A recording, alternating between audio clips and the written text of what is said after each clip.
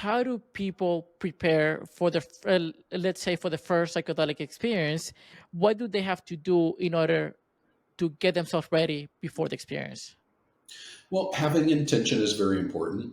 What do I want from this experience?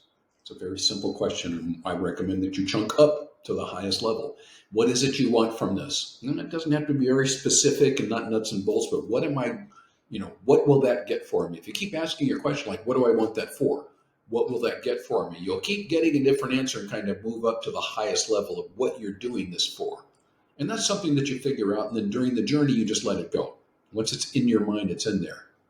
But you should also be prepared to be very uncomfortable because that's something that happens. It doesn't always happen, but it does happen.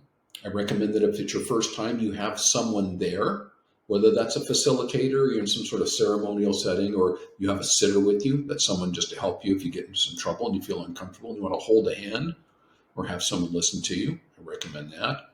You should know that, as is the case with emotions, nothing that comes up during this experience can physically harm you. That whatever it is that's going to come up, it's something that you've seen before. But when you see things sometimes, and this happens often when we're small, I see something and it's very frightening, and my body steps in and it says, okay, that was really bad. Like you almost died, but you didn't. You really didn't, but that's what your body thinks, okay? So I caused this response in you, and it was really bad for you, so you probably should not go to that place again. What happens often during the psychedelic experience, you have someone talking about like a very dark, frightening room or a monster or a cliff they're going to fall over. Those are quite often your body and mind's attempts to keep you away from something that it thinks that you can't handle because you couldn't at one time before.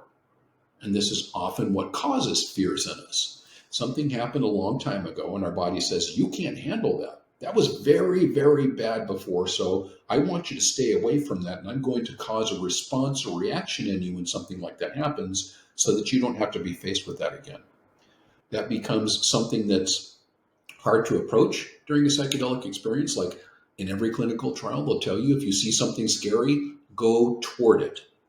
Because you go toward it, I can't tell you how many times people said, I walked into the dark room, I was scared to death, and I sat there, and eventually the lights came on. I went up to the monster, and it turned out to be just a guy. It wasn't really a monster. I fell off the cliff, and I died, and I felt much better. I usually tell people, if you're in a psychedelic experience, you feel like you're going to fall off a cliff or face something scary, or you're going to die or go crazy, to go ahead and do that. Those are things that are like put there to keep you from surrendering fully. So those are a few of the things that you can do during an experience. Have somebody with you. Dipping your toe in the water beforehand is always a good idea. So you talked about breath work. You can do breath work. You can work with cannabis in certain settings, and those things will give you an idea of what it's like. It's not a full-on psychedelic experience, but it's similar to what may happen to you during the experience. And then I recommend starting off slow. Don't just take a giant dose because someone told you have to take what's called a heroic dose or whatever. You don't need to. You can start slow, and sometimes low doses may give you a lot of information.